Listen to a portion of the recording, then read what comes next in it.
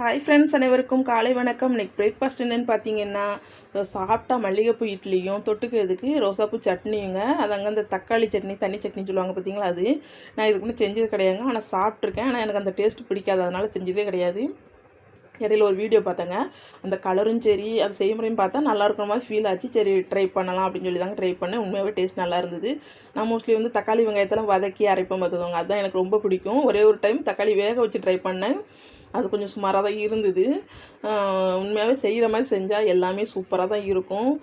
எங்கள் ஊர் சைடில் அந்த மாதிரி செய்கிறாங்கங்க. டேஸ்ட்டே நல்லா இருக்காது.